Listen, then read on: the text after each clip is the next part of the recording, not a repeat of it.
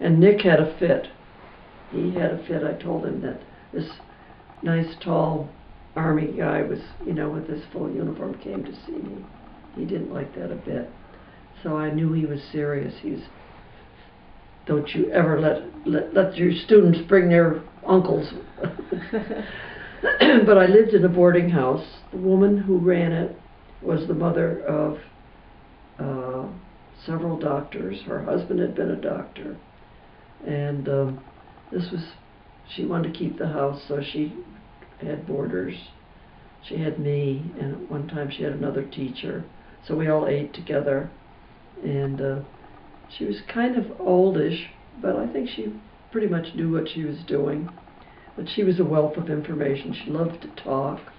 And we had some interesting times because the other teacher played the piano beautifully. So every night after supper, she'd play Bach and I'd accompany her on the flute. And Mrs. Starr, that was the lady's name, was just enthralled. She loved it. She'd sit and listen. Then we'd all do the dishes together.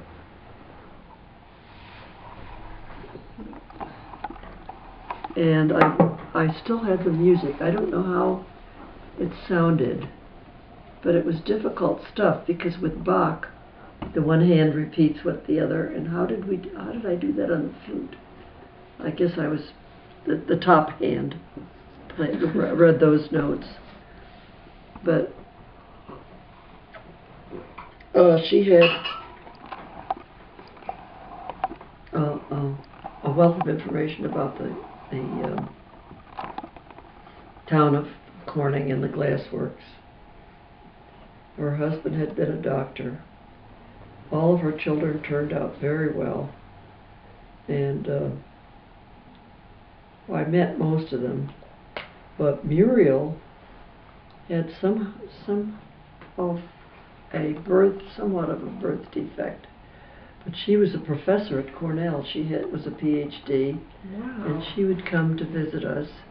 And she helped me a lot. She was a good mentor.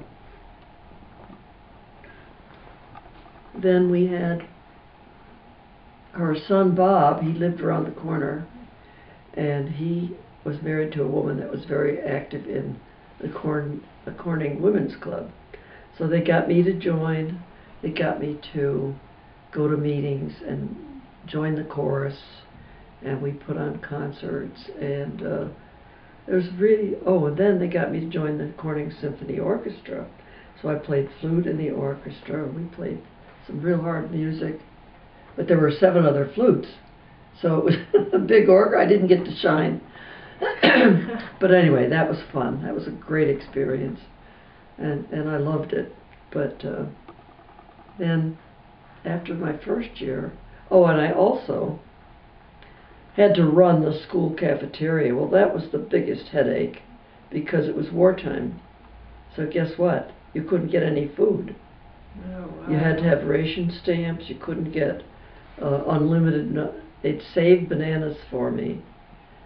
I had a car. I'd drive up to the store and get whatever they allotted me that day. And I'd put them out. We had a fruit bowl on the counter, and they were gone.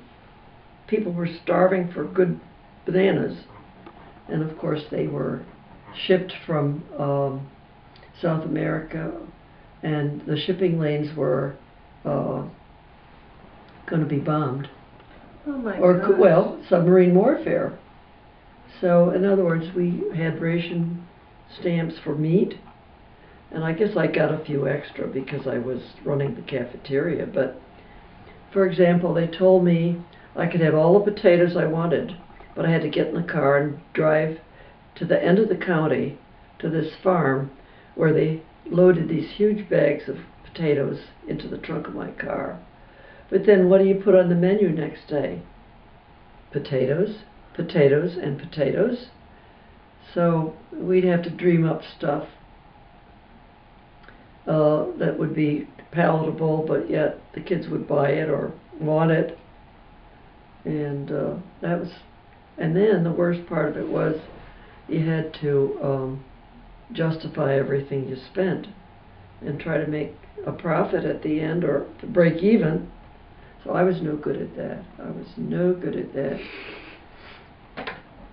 But then I signed up for another year, and then Nick had this friend who was in the vet school. And by the way, he's still alive. Dr. Leahy is still alive. Shelley interviewed him for the book. Oh, wow. And so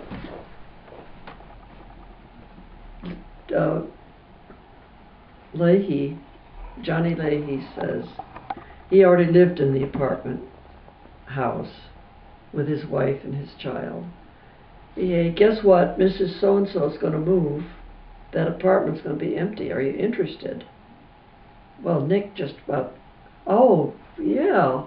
So he called me up. What would you say about, I've got an apartment for the fall. It's rent controlled. They can't raise the rent because, according to the wartime economy, it was something like $35 a month. Beautiful apartment, but we had no furniture. We weren't married. So we swung into action, and I resigned my job. And of course, they all thought I was pregnant, probably, because, oh my gosh, she's got to leave. They didn't want me to go, but I had pretty much signed a contract. But the man, the principal was nice. And he said, I explained to him, well, we've been wanting to get married, but we can't afford it. But now we have an opening. So this was about June 1st, and the apartment was going to be available July 1st.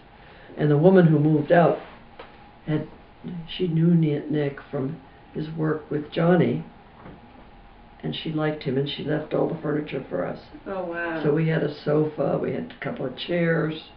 I think we had to buy a bed, but it was a pretty good transition. But did he ever ask you to marry him, or it just happened that you He had a little pin that said T, and he said, he wore that on his lapel. That was from Brooklyn Technical School. He said, well, whoever I give this to is going to be my wife. So he gave it to me. That was, he wasn't going to get down on his knee. Gosh, no.